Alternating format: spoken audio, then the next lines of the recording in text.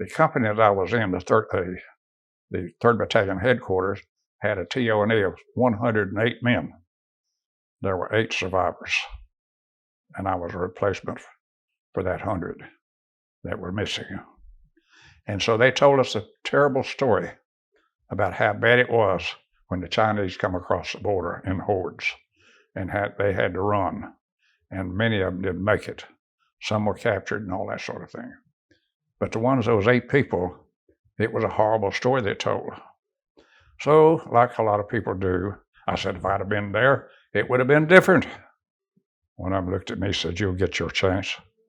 You get to see the same thing. I didn't believe it would ever happen. But anyway, we started advancing. And we reached a point where one time we was going to spearhead 2 units. We're going to meet about 30 miles together, moving at about 3 miles a day forward into the Chinese lines, where we'd captured a Chinese captain, and he was willing to tell us that we were being allowed to move forward with these 2 spearheads, and they were just pulling back so they could get behind us. Didn't believe it. I was right there with the colonel. Wouldn't believe it. Sure enough, we never did make the connection up here. They came down in hordes. The first line was carrying like an .03 rifle. The next one was carrying two hand grenades. The third line had no ammunition, no guns. But they picked up the gun and grenades, and he was now armed as we shot him down. We shot him down till it was literally awful. And during the dark hours, they were running right through us. We couldn't tell nobody as to who they were. We're just killing whatever we saw. And so the next day, I was a switchboard operator for the regiment and the battalion and the division. And we were giving them information as to what we were facing up there. I had an 8th Rock unit, which was the South Korean Army. It was just about 8 miles out in front of me. And I got a call at midnight, said, we got 500 Chinamen have broken the line. Said, alert everybody. So I got everybody up. Then I got a call back, said, we closed up the hole and we're mopping them up. I said, where's all these traces I see on the mountainsides? I said, I'm looking where they are now. So I got everybody up, and then they came down, and they just literally run over us. I went up to look at a quad 50 machine gun that was sitting on a half track. The man that was operating was in between 2 mountains, and the track was covered up entirely with empty shells. And 4 barrels were laying on the truck where he had burned them up. And the Chinamen were piled up where he was shooting them down. And he was also killed. So we pushed it on till evening, and we asked for ammunition. And they flew a plane over and opened the back doors, and we had a marker on the ground. He said, the marker is too close to where the Chinese are. If we drop it out, they'll probably get it. We can't drop you anything. So then regiments called me, said, we want you to move out under darkness, hold the ground, and burn your vehicles. I had 27 new vehicles. I had to burn those vehicles. That was a terrible thing to do. But the Chinaman was running over us. So we had one way out. And somebody who set up this strategic withdrawal had a fuel tanker right at the very first part of the column. We would go back to a river where the 7th Division was supposed to cover us while we come through. And we'd set up behind them and cover for them. Well, we got down. Actually, what happened was that tanker got hit. It blocked the road. The whole column had to stop. I didn't know there was another tank still behind because I was a machine gunner on the final man to leave where we were.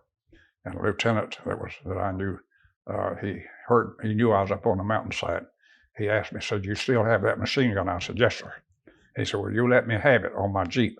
I'm the last Jeep coming out. His name was Lieutenant Lyons. And I said, you got it with my blessing if I can catch a ride. I got on the Jeep, and lo and behold, the man driving the Jeep lived just 9 miles from me.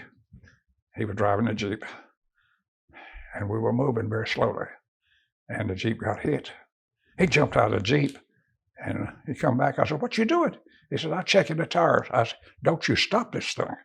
I said, "Well, we're moving. Let's keep moving." He got hit again. I got off. I told him, I said, "Bye."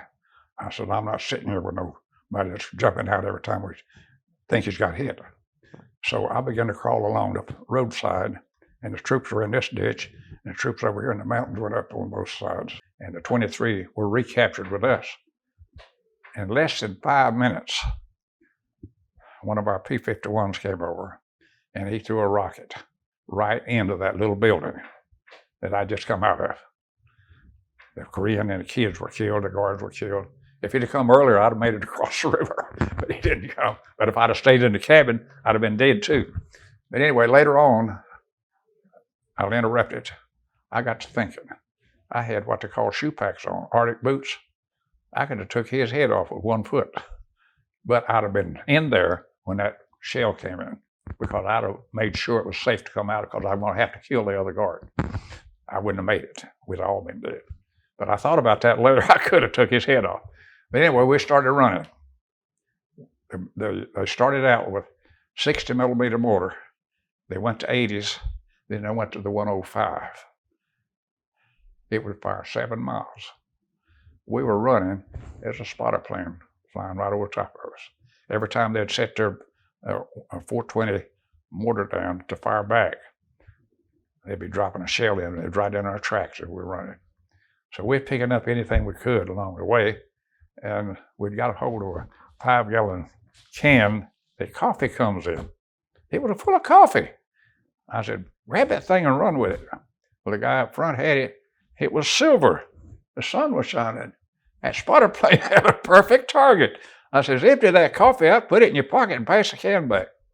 So we did that. We got all the coffee in our pockets as we run. So at the end of the 7 miles, we was out of range, and they let us stop. They put us in some old Korean houses, and we're starved to death. And so I knew those houses pretty good. They hide stuff. The Koreans did, so they store food up, for the winter stuff. So I'm feeling around. I said, "Boys, I just found a cake of cornbread." I said, "I done took a bite of it. It's pretty good." I passed it around. Everybody ate some of it. It was cow feed. They took corn shucks, the corn leaf off the stalk, they compressed it into a round cake. That's what we'd eaten on all night. So anyway, we go on, and we go to North Korean headquarters. And on the way to North Korean headquarters, I was marching one night. The captain worked with me real good. He was a Korean. They'd already turned me over to the Korean Army. And he'd slip me some roasted corn every once in a while to eat. And he's up front with me because I haven't had people help me carry the ones that couldn't walk too well. And so I had a lieutenant. That's another name I'll give you. A Lieutenant McMahon, a second lieutenant. He had been captured with me down there. And when he come to me, he said, "You're leading the column." He says, "Tell them I'm a corporal." He said, "They'll kill me if they find out I'm a commissioned officer." One of them Kentucky wonders. But anyway, I told him he was a corporal. And I'd done had everybody take a turn to help carry the people that couldn't walk. And I sent word back to Mike Mahon to come up. He sent me back word that I was insubordinate, that he was a lieutenant and I could not give him orders. So I turned to the captain. I said, "Captain, send your man back there and bring me that last guy on the end of the line." He brought him up with a bayonet stuck in his back. He said, "I'll have you court-martialed for insubordination when we get out of here." I said, "Well, I don't care what you do, because I don't even know if we're going to ever see daylight again." I said, "Right now, I got people got to be taken care of." We was marching along, and all of a sudden, things had got pretty rough, and we'd actually run. They didn't know where they were going. They got lost. We almost run into the front lines. A perfect opportunity for me to escape.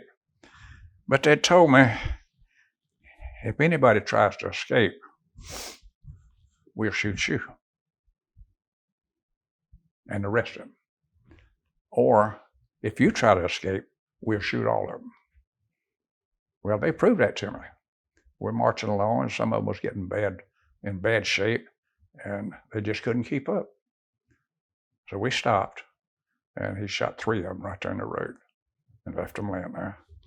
And so we went on and going north, and I saw 2 silhouettes in the road. I walked on up to them. They didn't try to get away. It was 2 Americans. One of them's name was Don West, and the other one's name was Joe Ford. You might have heard of Joe Ford. Don was 28 years old. He was from South Bend, Indiana, and he became a very good helper in the march. But we got on up to the North Korean headquarters, and they turned us back over to the Chinese a few days later. And they sent us to Bean Camp. And Bean Camp had already acquired 750 prisoners of war. It actually was an ammunition depot for the Chinese. The camp was actually a World War II Japanese prison camp. It was heated with wires, electric, because they had those big reservoir dams. They had plenty of electricity the Japanese had built, but it didn't work when we got there. You had no heat. And so we got there on around the first day of April. We were all in physically bad shape. I had already lost 100 pounds. I weighed 190 when they got me. And by the time, the end of April, 25th of April, I had gotten down to 90 pounds. Well, we had 4 P-51s flown by the South Korean Air Force, and they came in. They didn't know it was a prison camp. They knew it was an ammunition depot, and they fired on our buildings 4 rockets. They killed 90 prisoners of war. I was sitting looking at them. I could see the color of their eyes. When we picked up the bodies, they were just scattered in little pieces all over the place. Matter of fact, we had 2 wells in the street, and they're only about 30 foot deep. And there was pieces of fingers and all kind of stuff in that water down there. And so when I go pull a cup of it, can of it up, I'd have to take all that out, throw it out, boil it, and then drink it. But anyway, we stayed in that bean camp for roughly 25 days before we got hit.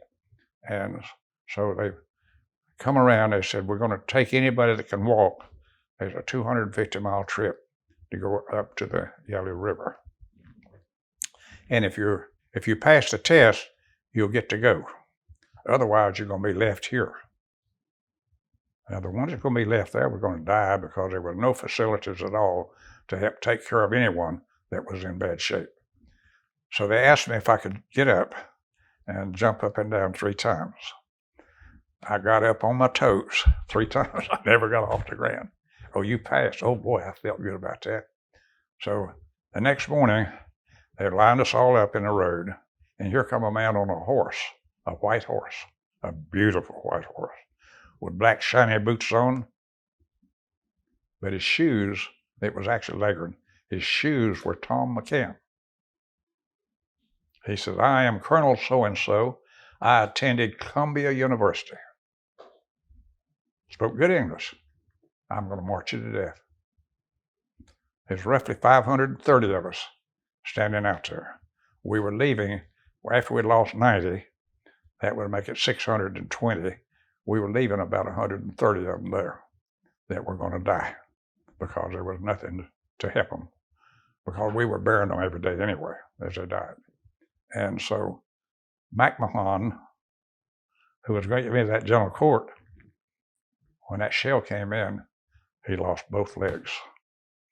Willie Freeman was helping me. I had pneumonia at the time.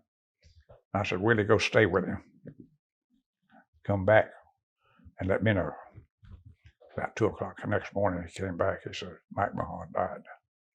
So that was the end of him.